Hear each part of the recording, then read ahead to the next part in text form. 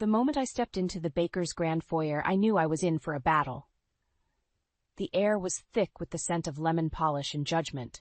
My soon-to-be mother-in-law June stood at the top of the sweeping staircase, her eyes narrowing as they locked onto me.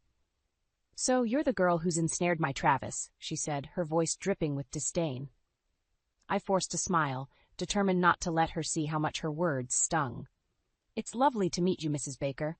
I'm Eliza." Travis squeezed my hand reassuringly as we ascended the stairs. I could feel June's gaze burning into me with each step. "Mother, please," Travis said, his tone a mix of exasperation and pleading. "We've talked about this. Eliza is my fiancée, and I love her." June's lips tightened into a thin line. "Of course, dear. I'm simply getting to know the woman who's captured your heart." We followed her into an opulent sitting room where Travis's father, Robert, was waiting. He stood and greeted me with a warm smile that didn't quite reach his eyes. I could tell he was trying to diffuse the tension, but even he seemed wary of his wife's mood. "Welcome, Eliza," Robert said, gesturing for us to sit. "We've heard so much about you." "All good things, I hope," I replied, attempting to lighten the mood. June sniffed. "That remains to be seen." Travis shot his mother a warning look. "Mother, please, we're here to celebrate our engagement, not interrogate Eliza." "Oh, but darling," June said, her voice sickeningly sweet, "I simply want to know more about the woman who's going to be part of our family. Is that so wrong?" I took a deep breath, steeling myself. "What would you like to know, Mrs. Baker?" June's eyes glittered dangerously. "Well, for starters, what exactly are your intentions with my son?" "My intentions?" I repeated, caught off guard by the directness of her question. "Yes, dear, your intentions. Surely you must have some beyond simply marrying into our family." Travis interjected. "Mother, that's enough. Eliza and I love each other. That's all that matters." June waved her hand dismissively. "Love is all well and good, but there are other considerations. Tell me, Eliza, what do your parents do?" I swallowed hard, knowing this was a sore spot. "My parents passed away when I was young. I was raised by my aunt." "I see," June said, her tone implying she saw far more than I was comfortable with. "And your profession?" "I'm a social worker," I replied, lifting my chin slightly. "I help children in the foster care system." June's eyebrows arched. "How noble, and not very lucrative, I imagine." "Money isn't everything, Mother," Travis said firmly. "No, but it certainly helps," June retorted. She turned back to me, her gaze piercing. "And you're certain it's Travis you're in love with, not his position?" The room fell silent. I could feel the blood rushing to my face, a mix of anger and humiliation coursing through me. Travis stood abruptly, his fists clenched at his sides. "That's enough," he said, his voice low and dangerous. "We're leaving. Now." As we made our hasty exit, I caught a glimpse of Robert's face. He looked torn, apologetic, but said nothing as his wife smirked triumphantly. Once outside, Travis pulled me into a fierce hug. "I'm so sorry, Eliza. I had no idea she would be this awful." I buried my face in his chest, fighting back tears. "It's okay. We'll get through this." But as we drove away from the Baker mansion, I couldn't shake the feeling that this was just the beginning of a long and painful battle. June's words echoed in my mind, planting seeds of doubt and fear. I loved Travis with all my heart, but was our love strong enough to withstand the storm that was his mother? Little did I know, this was only the first skirmish in what would become a war for my happiness, my dignity, and my place in the family I was marrying into. The weeks following our disastrous first meeting with Travis's parents were a whirlwind of wedding preparations and forced smiles. I tried to push the memory of June's hostility to the back of my mind, but her words haunted me like a persistent shadow. "Honey, are you sure you want peonies for the centerpieces?" Travis asked, snapping me out of my thoughts. We were at the florist's, surrounded by a rainbow of blooms. I nodded, forcing a smile. "They're perfect." Travis frowned, sensing my distraction. "Is everything okay? You've been quiet lately." I hesitated, torn between honesty and protecting him from the truth about his mother. "I'm fine, just stressed about the wedding." Before he could press further, my phone buzzed. I glanced at the screen and felt my stomach drop. It was June. "I should take this," I mumbled, stepping outside the shop. "Eliza, dear." June's saccharine voice dripped through the phone. "I hope I'm not interrupting anything important." I gritted my teeth. "Not at all, Mrs. Baker. What can I do for you?" Oh, I just wanted to discuss the guest list. I've taken the liberty of adding a few names. I'm sure you won't mind. My free hand clenched into a fist. Actually, Travis and I have already finalized the list. We're trying to keep it intimate. June's tone sharpened. Intimate? Don't be ridiculous. This is a Baker family wedding. We have appearances to maintain. I understand, but no, I don't think you do. June cut me off. Let me be clear. This wedding isn't just about you and Travis. It's about our family's reputation, and I won't have you tarnishing it with your quaint ideas. I felt my cheeks burn with anger and humiliation. Mrs. Baker, I appreciate your input, but Travis and I... Travis will understand, she interrupted again. He knows the importance of family, unlike you, apparently. The words stung like a slap. I struggled to keep my voice steady. I'll discuss it with Travis and get back to you. See that you do, June said coldly before hanging up. I stood there, phone clutched in my trembling hand, fighting back tears. How could I tell Travis that his mother was steamrolling over our wedding plans, that she was treating me like an intruder in my own marriage? Eliza? Travis's voice startled me. He was standing in the doorway, concern etched on his face. Was that my mother? I nodded, unable to speak. He sighed, running a hand through his hair. What did she want this time? I hesitated, then decided on a half-truth. She wants to add some people to the guest list. Travis groaned. Of course she does. Don't worry, I'll handle it. As we walked back to the car, I felt a wave of guilt wash over me. I should tell him the whole truth, how his mother was making me feel. But the words stuck in my throat. I didn't want to come between Travis and his family. I didn't want to be the cause of any tension. That night, as we lay in bed, Travis rolled over and pulled me close. I'm sorry about my mother, he whispered. I know she can be difficult. I nestled into his embrace, grateful for his warmth. It's okay. I'm sure she'll come around eventually. But even as I said the words, I knew they were a lie. June's hostility was growing, not diminishing, and I was caught in the middle, trying to balance my love for Travis with the increasing strain of his mother's disapproval.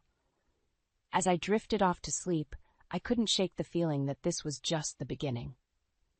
June's interference with the wedding was a clear message. She wasn't going to make this easy. And I was left wondering how much more I could endure before something had to give. The shrill ring of my phone jolted me awake. I fumbled for it in the dark, squinting at the bright screen. 3:17 a.m., unknown number. My stomach clenched as I answered. Hello? I whispered, careful not to wake Travis. You think you've won, don't you? June's voice, cold and sharp, sliced through the silence. I sat up, fully alert now. Mrs. Baker? What's wrong? Don't play innocent with me, she hissed. I know what you're after. You won't get away with it. My heart raced. I don't understand. What are you talking about? My son, my family, our reputation. You're nothing but a gold digger trying to worm your way into our lives. I felt like I'd been slapped. That's not true. I love Travis. Love, she scoffed. What would you know about love? You're just using him. But mark my words, I won't let you destroy what I've built. The line went dead. I sat there, phone clutched in my trembling hand, trying to process what had just happened. This wasn't just disapproval anymore. This was outright hostility. Over the next few weeks, the calls continued, sometimes at night, sometimes during the day.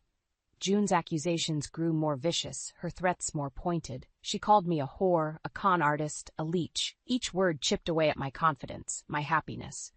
I tried to hide it from Travis, but the strain was taking its toll. I lost weight, developed dark circles under my eyes, my smile became forced, my laughter hollow. One evening, as we sat on the couch watching TV, Travis turned to me, his face etched with concern. Eliza, what's going on? And don't say nothing. I know something's wrong. I opened my mouth, ready to deny it again, but the words wouldn't come. Instead, to my horror, I burst into tears. Travis pulled me close, stroking my hair. Hey, it's okay. Whatever it is, we'll face it together. Just talk to me. I wanted to tell him everything, about his mother's calls, her accusations, the constant barrage of hatred, but I couldn't bring myself to shatter his image of his family. It's just wedding stress, I lied, hating myself for it. And work's been tough lately. Travis didn't look convinced, but he nodded. Maybe we should postpone the wedding, give ourselves more time. No, I said too quickly. The thought of prolonging this nightmare was unbearable. No, I don't want to wait. I love you, Travis. I want to be your wife. He smiled, but his eyes were still worried. I love you too, more than anything. You know that, right? I nodded, burying my face in his chest to hide my tears. The next morning, I woke to find Travis already gone, a note on his pillow saying he'd been called into work early. I was making coffee when my phone rang. Unknown number. My hand shook as I answered. Listen carefully. June's voice was low, menacing. I've tried to reason with you, but you insist on pushing forward with this farce of a wedding. So let me be clear. If you don't leave Travis, if you don't end this engagement, I will make your life a living hell. I will turn everyone against you. I will destroy you. I gripped the counter, feeling dizzy. Mrs. Baker, please. You have until the end of the week to make your decision. Choose wisely. The line went dead. I sank to the floor, my whole body shaking. This couldn't be happening. How had it come to this? As I sat there, surrounded by the shattered pieces of my happiness, I realized I had a choice to make. I could walk away, spare myself the pain and humiliation, or I could stand my ground and fight for the man I loved.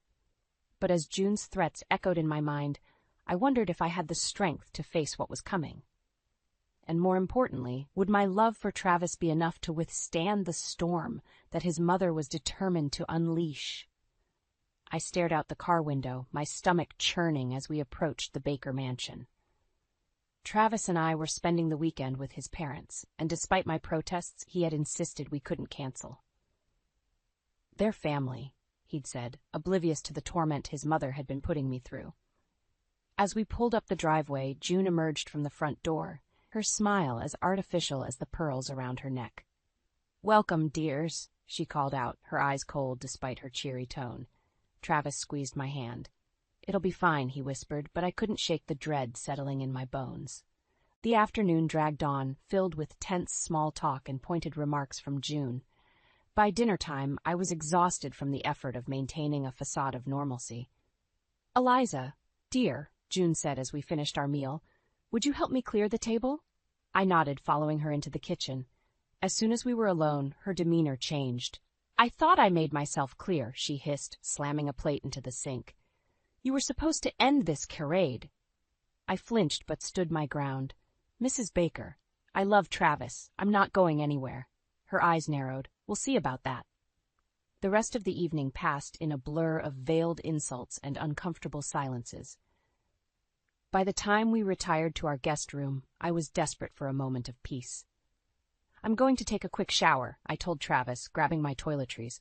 The hot water was a blessed relief, washing away some of the tension, but as I reached for my towel, I realized with a sinking heart that I'd forgotten to bring a change of clothes. I wrapped the towel around myself and cracked open the bathroom door. Travis? I called out softly. No response. The bedroom was empty. Taking a deep breath, I stepped into the hallway, intending to make a quick dash to our room. But as I rounded the corner, I collided with June. Her eyes raked over me, disgust evident in her expression. What do you think you're doing, parading around like that? I'm sorry, I stammered, clutching the towel tighter. I forgot my clothes. Forgot? She scoffed. Or perhaps you're trying to seduce my husband now, too? I gasped, shocked by the accusation. Of course not. I would never. Save your lies, June snapped. I won't have you flaunting yourself in my house. The bathroom down here is off limits to you for the rest of your stay. Use the one in the pool house if you must. But it's freezing outside, I protested, shivering at the thought. Then I suggest you hold it, she said coldly, before turning on her heel and marching away. I stood there, humiliated and shaking, tears threatening to spill over. This was a new low, even for June. How could she be so cruel? I hurried back to our room, relief washing over me as I saw Travis had returned. But as I entered, his expression changed from smile to concern. Eliza, what's wrong? You're shaking. I opened my mouth, ready to finally tell him everything. The calls, the threats, and now this latest indignity. But June's voice floated up from downstairs, saccharine sweet as she called out, Travis, darling, could you help your father with something in the study? Travis hesitated, looking torn between responding to his mother and comforting me. Go, I said softly, forcing a smile. I'm fine, just a bit chilly from the shower. He nodded, still looking uncertain, and left the room. As soon as the door closed behind him, I collapsed onto the bed, silent sobs racking my body. This couldn't go on. June's behavior was escalating, becoming more overt and cruel. I couldn't keep protecting Travis from the truth about his mother. Something had to give. As I lay there, curled up and shivering, I made a decision. Tomorrow, I would confront June. I would demand an end to this torment, even if it meant risking everything I had with Travis. Because if I didn't stand up for myself now, I feared I might lose myself entirely in the process. Little did I know, my confrontation with June would set in motion a chain of events that would change all our lives forever. I woke up early the next morning, my resolve to confront June warring with the knot of anxiety in my stomach. As I crept downstairs, hoping to gather my thoughts over a cup of coffee, I heard hushed voices coming from the kitchen. "Can't keep treating her like this, June." It was Robert, his usually gentle tone tinged with frustration. I froze, my heart racing. Were they talking about me? "I'm only trying to protect our son," June hissed back. "That girl is not right for Travis. She'll ruin everything we've built." "You're the one who's going to ruin everything if you don't stop this madness," Robert replied. I leaned closer, barely breathing. "Madness?" June scoffed. "I'm the only one seeing clearly. She's after our money, our status. Travis is too blinded by her act to see it." "Enough." Robert's voice rose sharply. "Eliza is a kind, hard-working young woman who loves our son. Your behavior is inexcusable." There was a clatter of dishes, then June's cold reply, "You're as fooled as Travis. But mark my words, I'll make her show her true colors. One way or another, I'll get rid of her." I stumbled back, my mind reeling. June's hostility ran deeper than I'd imagined. And Robert? He was defending me? Lost in thought, I didn't notice Robert leaving the kitchen until we nearly collided in the hallway. "Eliza!" he exclaimed, surprise and concern flashing across his face. "Are you all right? You look pale." I opened my mouth, intending to make an excuse, but instead, weeks of pent-up anguish came pouring out. "I heard you and June talking," I confessed, my voice barely above a whisper.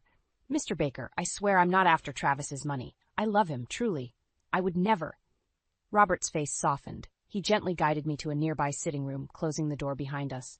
"Eliza, my dear, I know. I've seen how you look at Travis, how happy you make him. June's behavior is inexcusable." Tears welled up in my eyes. "She hates me," I choked out. "The things she's said, the way she's treated me, I don't know what to do anymore." Robert's brow furrowed. "What do you mean? Has June done something specific?" The floodgates opened. I told him everything. The threatening phone calls, the accusations, the incident with the bathroom. With each revelation, Robert's expression grew darker. "I had no idea it had gone this far," he said when I finished, his voice heavy with regret. "Eliza, I'm so sorry. This ends now. I'll talk to June. Make her see reason." Hope flickered in my chest, but doubt quickly extinguished it. "I don't think that will work," I said softly. "She seems determined to get rid of me, no matter what." Robert was quiet for a moment, then he squeezed my hand. "Then we'll tell Travis. He needs to know what's been happening." Fear gripped me. But what if he doesn't believe me? What if it tears the family apart?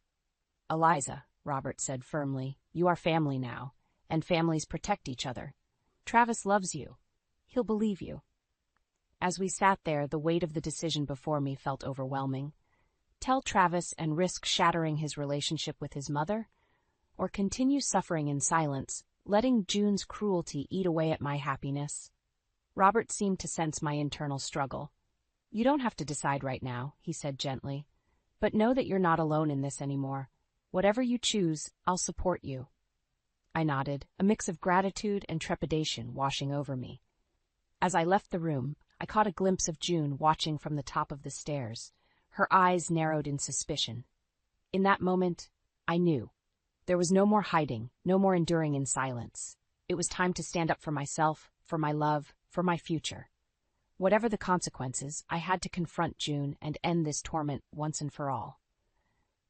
Little did I know, the confrontation that was coming would change everything, in ways I could never have imagined. My heart pounded as I stood at the top of the stairs, watching Robert march purposefully towards June in the living room. After our conversation, he had insisted on confronting her immediately. I hadn't wanted Travis to find out this way, but events were spiraling out of my control. "June, we need to talk." Robert's voice was firm, leaving no room for argument.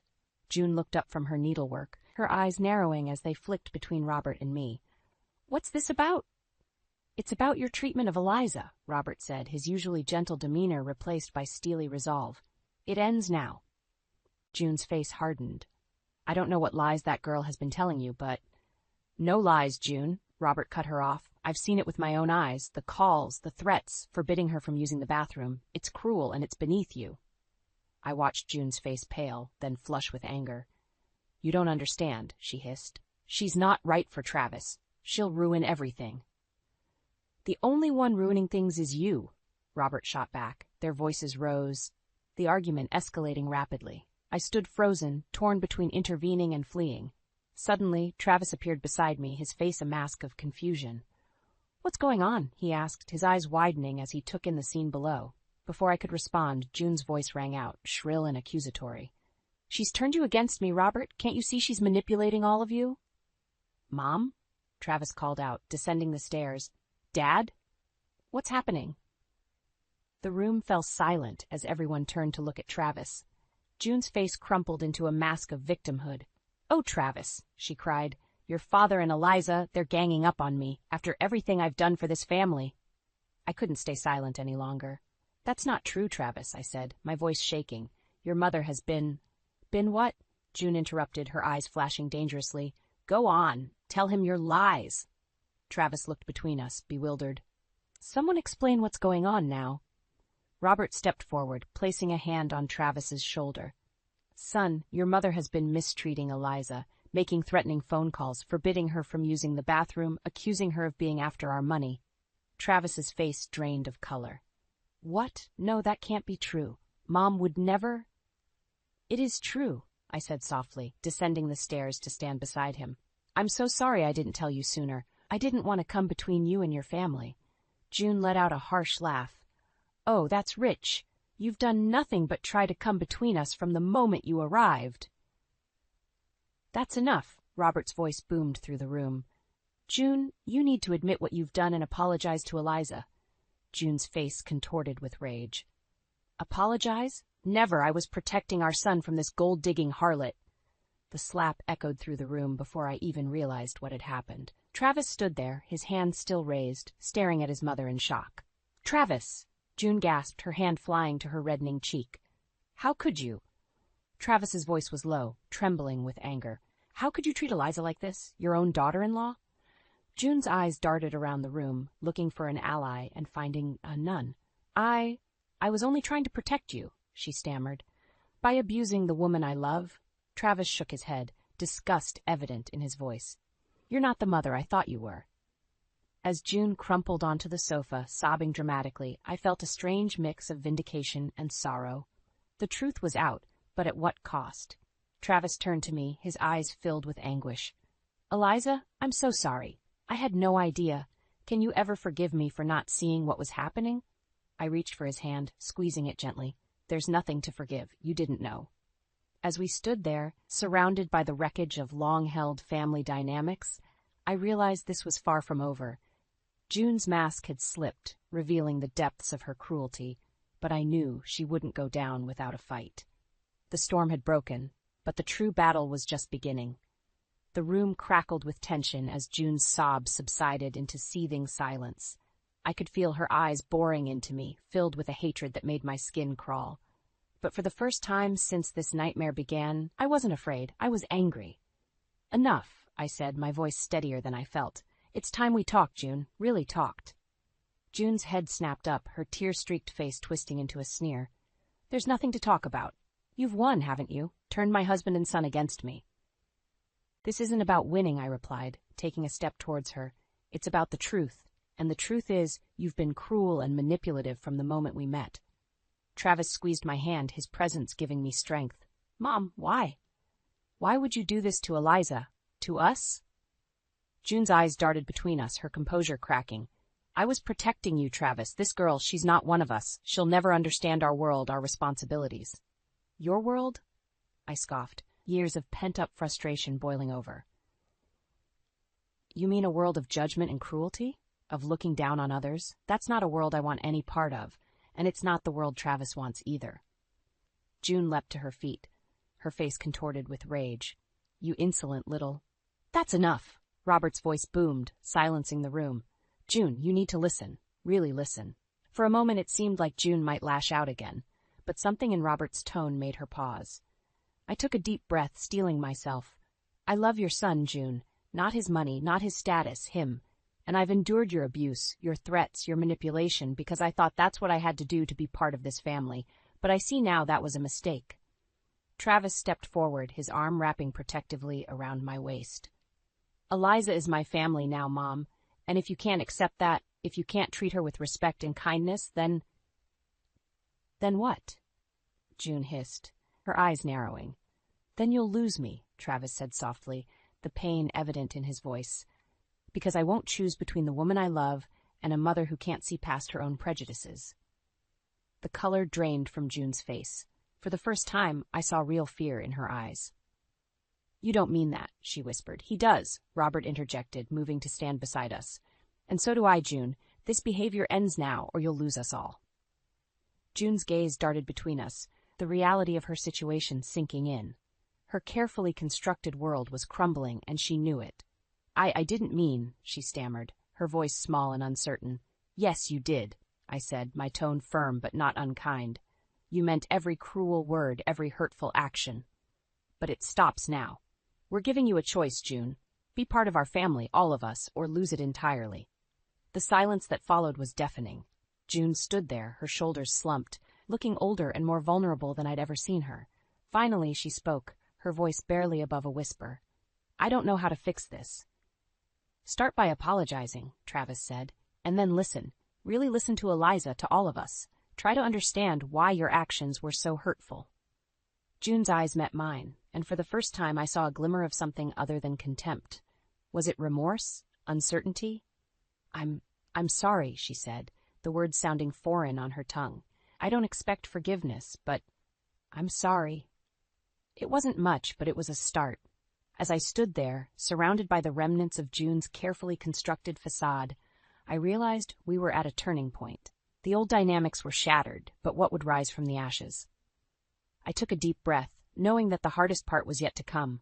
Forgiveness, understanding, rebuilding trust, it would be a long and difficult road. But as I looked at Travis, at Robert, even at the broken figure of June, I knew it was a road worth taking. The storm had passed, but the real work of healing was just beginning. 6 months had passed since that fateful confrontation, and the world had shifted on its axis. I stood in the kitchen of our new home, watching Travis and Robert laugh as they attempted to assemble a crib. The sight filled me with a warmth I never thought possible after everything we'd been through. The doorbell rang, and I felt a familiar knot of anxiety form in my stomach. Taking a deep breath, I went to answer it. June stood on the porch, looking smaller and more subdued than I'd ever seen her. Gone were the designer clothes and perfectly coiffed hair. Instead, she wore simple jeans and a blouse, her hands rough from manual labor. "Hello, Eliza," she said softly. "May I come in?" I nodded, stepping aside to let her enter. As we walked to the living room, I could feel the tension radiating off her. "Travis, Robert," I called out. "June's here." The men appeared, their faces a mix of caution and hope. Travis moved to stand beside me, his hand finding mine. June looked at each of us in turn, her eyes lingering on the visible swell of my belly. I wanted to see you all before the baby comes," she said, her voice wavering. "To apologize again, and to tell you about some changes in my life." We sat, an uneasy silence falling over the room. June took a deep breath and began to speak. "After everything that happened, I did a lot of soul-searching. I realized how toxic I'd become, how my actions were driven by fear and a misguided sense of superiority. I've been seeing a therapist, trying to understand why I behaved the way I did." She paused, her eyes meeting mine. "Eliza, I can never undo the pain I caused you, but I want you to know how deeply sorry I am. I was wrong about you, about everything." I felt tears prick my eyes, surprised by the sincerity in her voice. "Thank you, June. That means a lot." June turned to Robert and Travis. "I've hurt you both so much. I understand why you needed it to distance yourselves from me. Robert, I don't blame you for the divorce. It was the wake-up call I needed." Robert nodded, his expression softening slightly. "I'm glad you're getting help, June." "I am," she replied. "And I've made other changes, too. I've been working at the factory downtown. It's hard work, but it's honest. For the first time in my life, I'm earning my own way." Travis leaned forward, his brow furrowed. "Mom, you didn't have to do that. We could have helped." June held up a hand, stopping him. "No, Travis. I needed to do this, to understand the value of hard work, to see the world beyond our privileged bubble. It's been humbling and enlightening." As I listened to June speak, I felt a shift within me. The anger and resentment I'd been carrying began to dissolve, replaced by a cautious hope. "June," I said, my voice thick with emotion, "I won't pretend the past didn't happen, but I believe in second chances. If you're willing to continue this journey, to truly be a part of our family, all of us, then I'm willing to try." June's eyes filled with tears. "You would do that? After everything?" Travis squeezed my hand, a proud smile on his face. "We all would, Mom, but it has to be different this time. No more manipulation, no more cruelty, just honesty and love." June nodded, wiping her eyes. "I promise. I want to be better, to be the mother and grandmother your child deserves." As if on cue, the baby kicked. I gasped, placing a hand on my belly. Without thinking, I reached for June's hand and placed it next to mine. Her eyes widened as she felt the movement. "Oh," she breathed, a genuine smile breaking across her face. In that moment, I saw a glimpse of the woman June could be, the woman she was trying to become. The road ahead wouldn't be easy, but as I looked around at my family, Travis, Robert, and yes, even June, I knew we had the strength to face whatever came our way. The storm had passed, leaving behind a landscape forever changed, but from the wreckage, something new and beautiful was beginning to grow. A family, redefined and strengthened by adversity, ready to embrace the future with open hearts and minds. As June's hand rested on my belly, I felt a sense of peace wash over me. The journey had been long and painful, but here in this moment I knew it had all been worth it. We had fought, we had endured, and now finally we were healing. Together.